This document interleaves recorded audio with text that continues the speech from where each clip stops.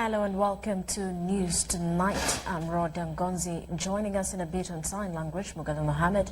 For now, let's take a look at our top stories for the night.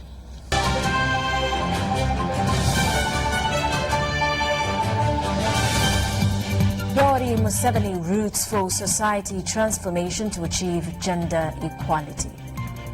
The Prime Minister, Dr. Uganda, launches National Mindset Information Transformation Initiative.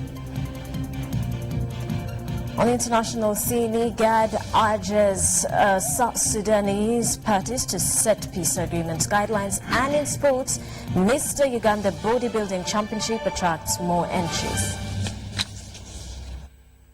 Hello once again. Mugalu Mohammed joins us in sign language. I'm Rhoda Ngonzi. President Yoweri Museveni has said that gender equality can only be achieved if societies transform and develop. He was speaking at the International Conference on Population and Development in Nairobi, Kenya. The three-day conference is being marked 25 years after the inaugural summit in Cairo, Egypt, that made the case for gender equality and supporting advancement of women and girls. Now addressing the thousands of attentive delegates at the Kenyatta International Conference Center, President Museveni pointed out that gender equality was as old as man. Excellencies, ladies and gentlemen, as we take stock of the progress towards 2030, we've made huge progress, and let's actually congratulate ourselves for that on this last 25 years of the journey.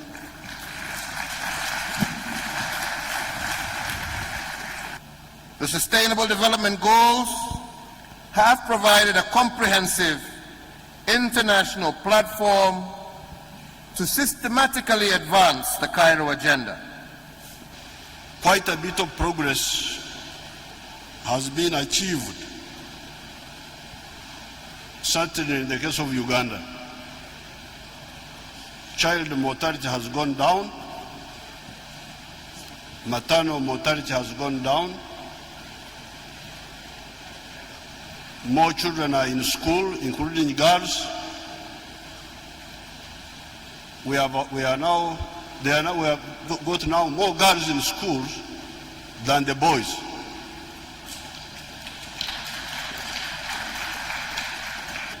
The government of Uganda reaffirms the commitments that we made at the Family Planning Summit in London in July 2017 to increase financial support towards productive health and family planning supplies and commodities to the last mile. You cannot keep a traditional society and then you make it achieve middle-class goals, because these are essentially middle-class goals. Even Europe was like this, was like gender inequality and so on. It is in the last few centuries when the middle class values have been achieved, even in Europe. The votes in the UK did not vote until 1911. Before that, the women were not voting. So, can we add to our literature, the literature of this conference, the words socio-economic transformation? So I put what I put here, marching for gender equality in a socio-economically transformed society.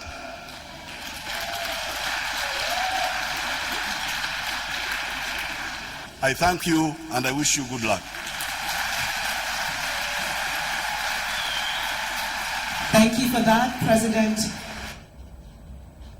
Well, the International Conference on Population and Development has officially kicked off at the Kenyatta International Convention Center in the Kenyan capital, Nairobi. The conference that attracted several heads of states, including Uganda's President Yoweri Museveni, called for the empowerment of women and girls in all spheres of their lives, this including areas regarding sexual and reproductive health. Nairobi is hosting over 6,000 delegates, including world leaders and development partners, for the International Conference on Population and Development, ICPD. The summit that marks 25 years of the ICPD program of action since the first meeting held in Cairo in 1994 has been organized by the governments of Kenya and Denmark and UNFPA, the United Nations Sexual and Reproductive Health Agency. The meeting was officially opened by Kenyan President Uhuru Kenyatta, who gave an update of how his country has performed in reproductive health and rights.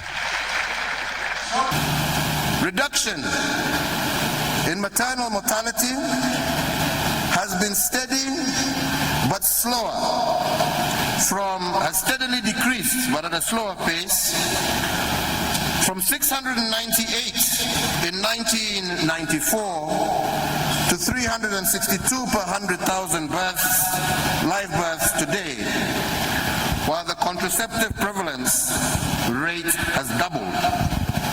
Both Her Royal Highness Mary the Crown Princess of Denmark and the Executive Director, United Nations Population Fund, UNFPA, were among those that addressed the gathering. And there is a fundamental reason that we will uphold sexual and reproductive health and rights. We will do it because it is right.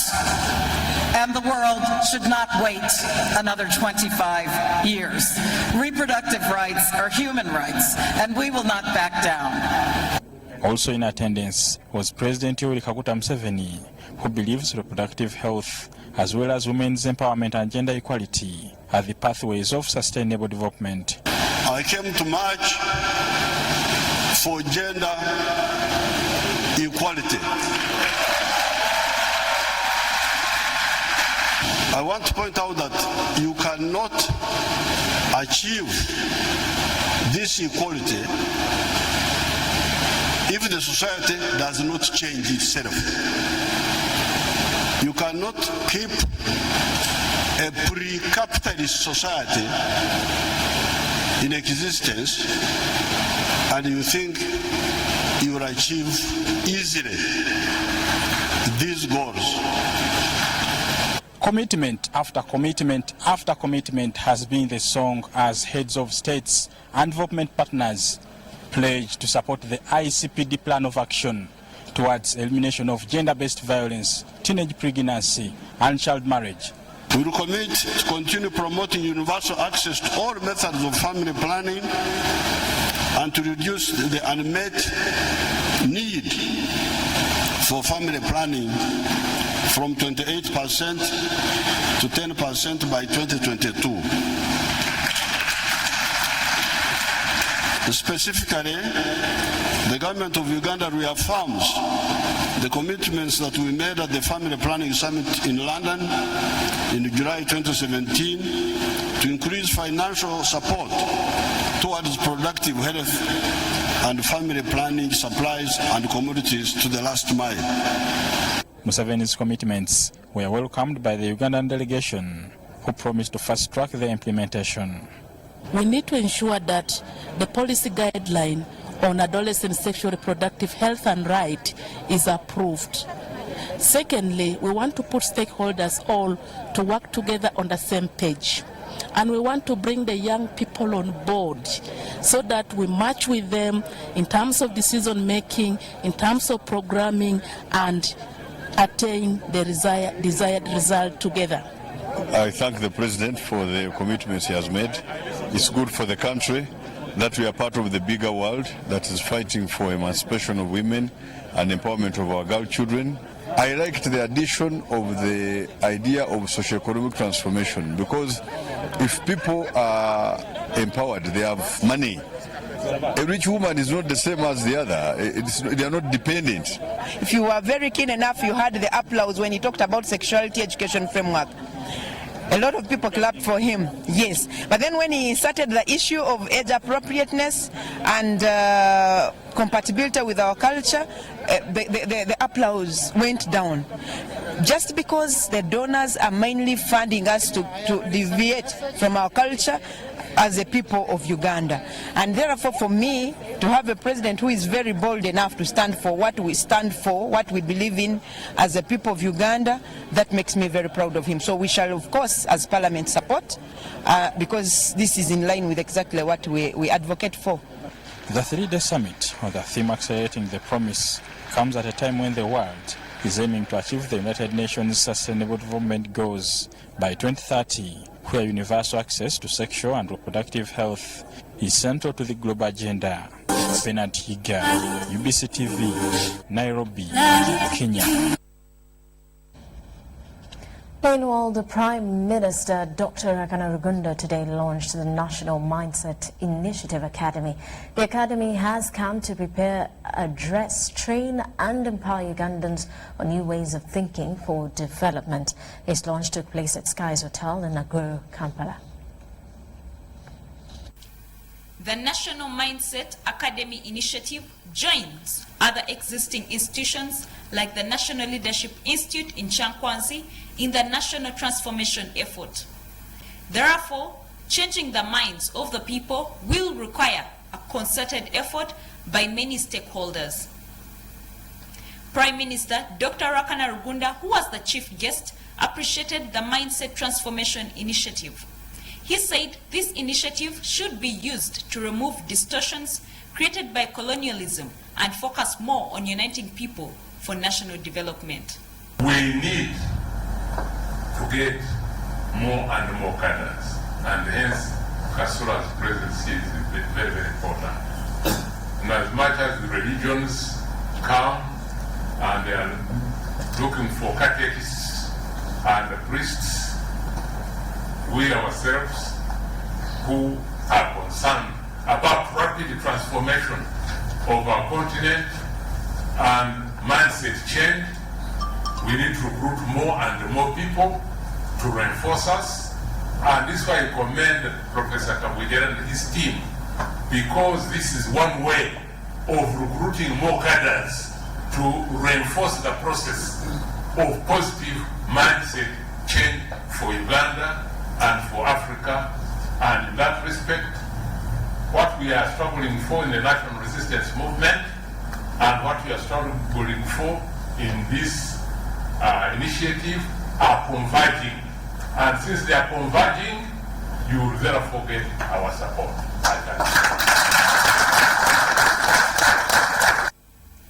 He noted that changing the mind is a function of many ingredients such as family setup, schools, communities, and work ethics. The Deputy Speaker of Parliament, Jacob Olanya, also graced the occasion. He expressed concern about the way the media was preaching hatred and a sense of dependence amongst the population. He said the media should preach love and unity amongst the people. That instead of preaching hate, preach love. Because somebody say, hate cannot chase away hate, only love can. Darkness cannot chase away darkness, only light can. Why don't we start by being the light to do these things right? Thank you. The mindset change drive was initiated by Professor Tassis Kabwejere and his team.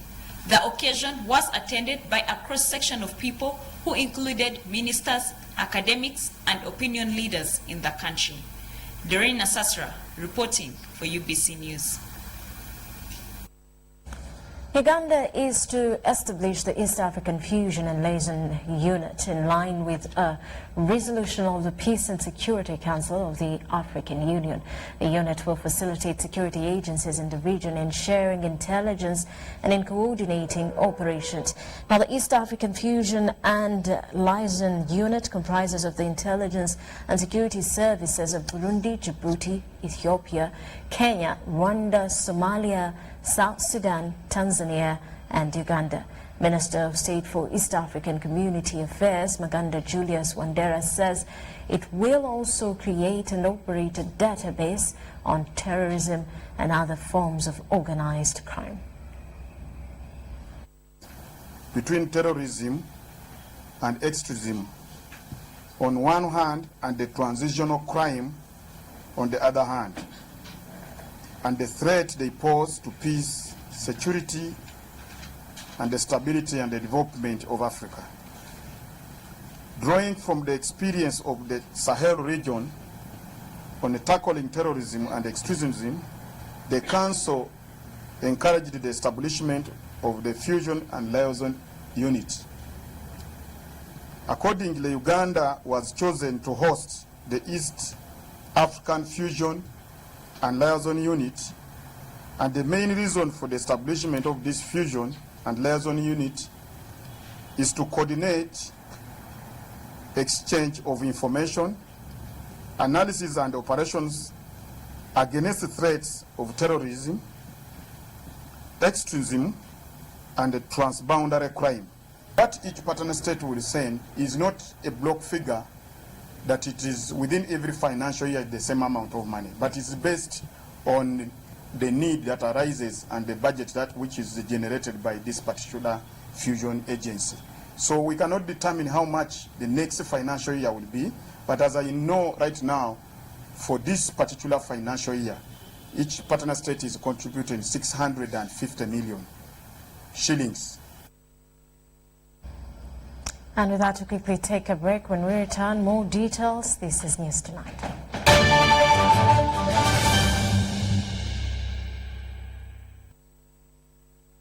Send money from Airtel to Airtel at 60% discounted rates. Yes, you can now send money for as low as 100 shillings and a maximum of 1,000 shillings. And that's not all. You can now withdraw up to 7 million shillings from your nearest Airtel money agent for as low as 12,500 shillings. Remember, depositing money is free. Buying airtime through Airtel Money is free. Airtel Money and PIN registration is free. Do not pay any transaction charges directly to the agent, and never share your PIN number with anyone. Enjoy the lowest rates on sending and withdrawing money on Airtel Money today. Airtel Money. Simple, instant, secure. Airtel, the smartphone network.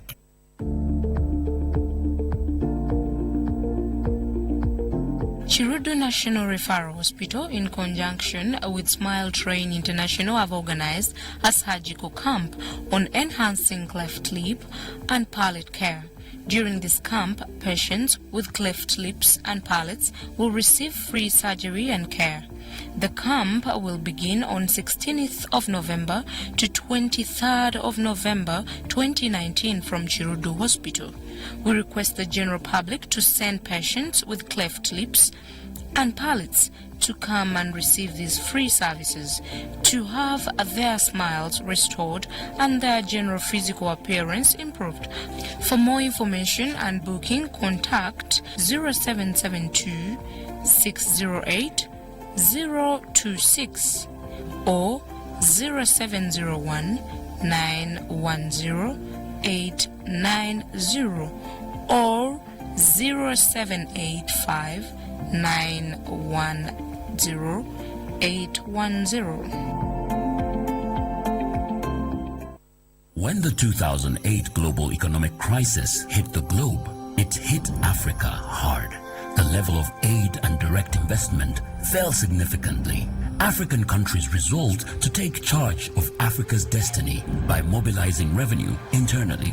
So in November 2009, 25 African countries converged in Kampala to launch the African Tax Administration Forum, ATAF, a beacon of hope to strengthen Africa's revenue mobilization and administration. Now, ATAF is coming back to Uganda, where the journey began. It's coming to celebrate its 10th anniversary. Uganda is proud to host the 4th International Conference on Tax in Africa, ICTA, from the 19th to 22nd November 2019 at Kampala Serena Hotel to take stock of the lessons from the decade-long existence of ATAF and map the next course for Africa's tax administration. Uganda Revenue Authority, developing Uganda together.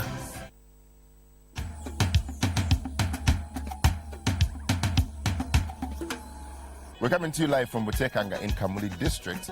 In the sub-county where I come from, where my leadership is being practiced, money is really a big problem that is hindering women to join leadership.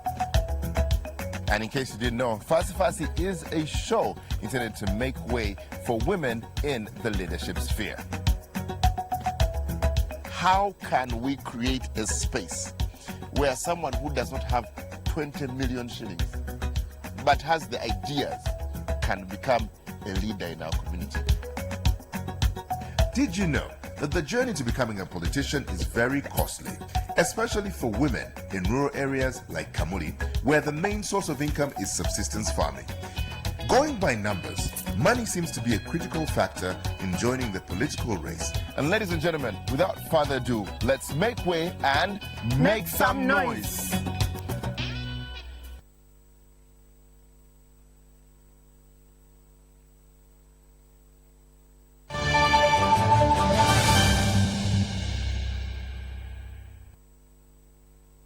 You're still watching News Tonight. I'm Rhoda Ngonzi, on sign language Mugalu Mohammed. Now in business news, households, businesses and social institutions in northern Uganda need to explore new technologies and products that promote efficient use of clean energy. This follows the destruction of tree cover resulting into harsh weather changes. Let's take a look. Northern Uganda region is grappling with the destruction of indigenous trees as it thrives to satisfy the insatiable appetite for wood fuel. However, alternative sources of energy are being emphasized. There's a huge need. Therefore, definitely there is actually also a need for alternative cooking fuels. So that's also something we're just engaging with the ministry. What alternatives can we use, alternative to fuel wood and charcoal? And definitely there's also need for control measures and policy interventions again in terms of charcoal trade. Gulu has in the last week hosted the first renewable energy fair in northern Uganda, geared at creating awareness to the public on the other sources of energy and broadening the northern region energy mix. We want to reach as many people as possible, households, SMEs and institutions. And it's also supposed to be a marketplace where we bring together the suppliers and the customers, potential customers, and particularly in northern Uganda, because so far a lot of emphasis has been placed on more the central region, and we know that also the northern region in terms of access is lagging behind. So that's why from the German government side there's a particularly political interest to support the northern region. Embracing alternative sources of energy will address the effects of environmental destruction, whose impact is felt far and wide. Different areas and districts we've visited, for example, Arua and also Lira, the reception is very good. The question you raise about affordability is still a challenge, but there's so many models being developed that at the end of the day, will create this affordability for even those in the grassroots. Refugee camps like Bidibidi in northern Uganda is in the spotlight for destroying the tree cover and leading to long dry spells. Rowena Kajumba, UBC News.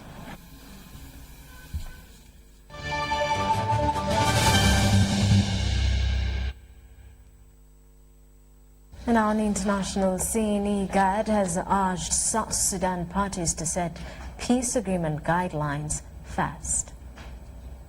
Parties to the South Sudan peace agreement had 63 tasks to complete before a new government is formed, but only 31 have been completed. Of the remaining, IGAD says 9 are critical to the immediate formation of the transitional government. Transitional period tasks in the security sector, such as cantonment, registration, screening, training, unification and deployment of unified forces and operationalization of the DR Commission are lagging behind. The parties are yet to agree on the boundaries of states as well as allocation of ministerial positions. The United Nations says it is also vital that sanctions by IGAD against opposition leader Riek Machar be lifted. This ongoing obstacle is surely not difficult to fix with some creative thinking. To promote face-to-face meetings and to enable him to be able to move around to do that, it should be resolved. Nor can it be that difficult for South Sudan government to issue Dr. Riek Machar with a South Sudanese passport in the spirit of building trust and confidence between the parties. The African Union, which was earlier opposed to an extension of the 12th November deadline for a transitional government in South Sudan, says the power to bring stability to South Sudan largely lies with its leaders. This people of South Sudan demands urgent peace and not war anymore. These citizens understand that not all outstanding issues in the peace agreement can be resolved overnight. However, they also know that if the parties wish for the country to return to normal life, this can be achieved. The South Sudan government has given its commitment. I would be remiss not to mention here the importance of positive messaging by the parties, IGAD member states, regional and international partners in creating a conducive environment for the parties to effectively and efficiently use the 100 days to complete the pending task. The parties have agreed to continue regular dialogue to bridge the mistrust among them. The region is asking the parties to the South Sudan peace agreement to exercise high level of compromise in resolving outstanding issues. They hope this will be the last extension to the deadline of forming a transitional government in the country that has suffered internal conflict since 2013. IGAD will review progress made by the parties after 50 days.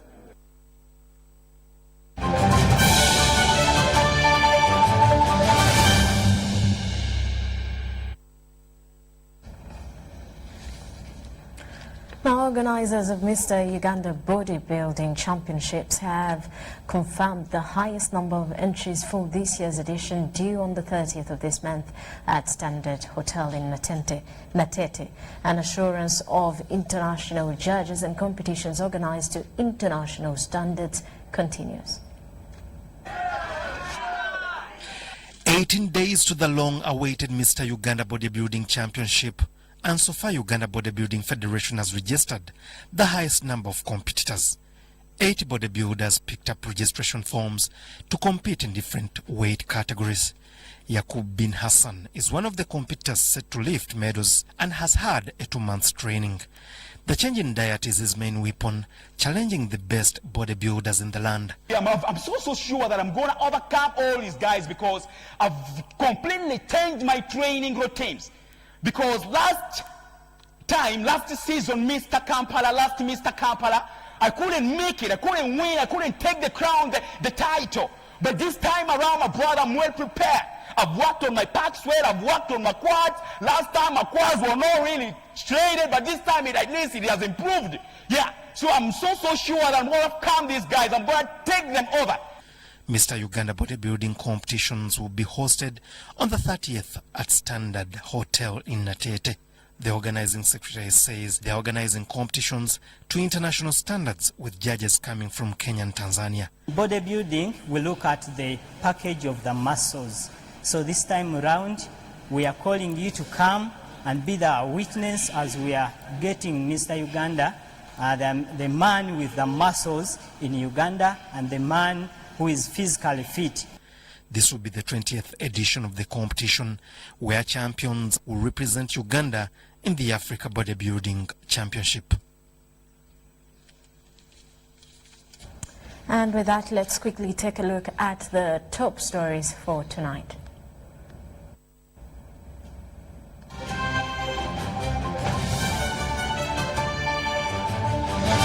President Yoweri Museveni roots for society transformation to achieve gender equality. Prime Minister Dr. Uganda launches the National Mindset Transformation Initiative. IGAD urges South Sudanese parties to set peace agreement deadlines. And in sports, Mr. Uganda Bodybuilding Championship attracts more entries.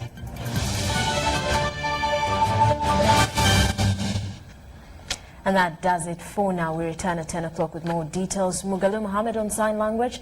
I am Rhoda Ngonzi. We leave you with a weather update with Daphne Kabasita.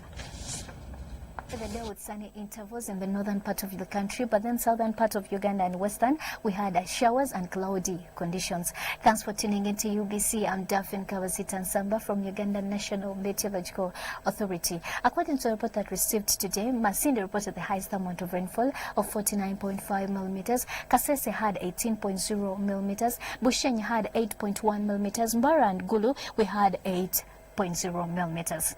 Checking on the satellite image of Africa, it shows that we had winds that are coming from Congo towards our country. That's why western part of the country is having showers, and we are still expecting the same conditions. For tomorrow, we're expecting to start the day with sunny intervals in the northern and eastern part of the country, but then western and southern part of the country, we are expecting showers and cloudy conditions. Later in the afternoon, we are expecting isolated showers in most parts of the country, though some areas like Soroti will have sunny intervals. Temperatures expected to range from 29 to 23 degrees Celsius as our highest temperatures. Kampala is expected to have 26 degrees Celsius. Northern part of the country, we're expecting temperatures to have 29 degrees Celsius, and then Kabale, we're expecting 23 degrees Celsius. Going beyond Uganda, we're expecting Nairobi to have showers with temperatures rising to 23. It's really cold in New York, though we're expecting sunny conditions. Temperatures expected to rise to 1 degree Celsius. That's what we had time for. For more information about weather, don't hesitate to click on our website. Have a blessed night.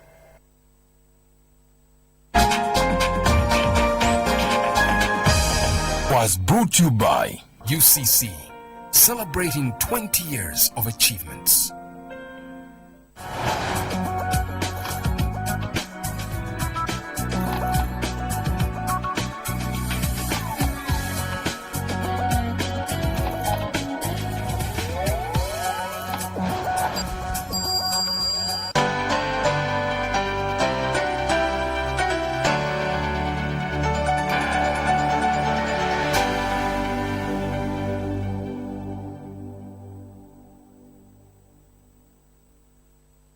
Introducing the new itel P15 smartphone with free 1 GB Airtel data every month for 3 months. Enjoy unique features like the big memory, 4000 mAh big battery, 5-inch HD screen, and the fingerprint sensor. Dial *175*9# to activate free 1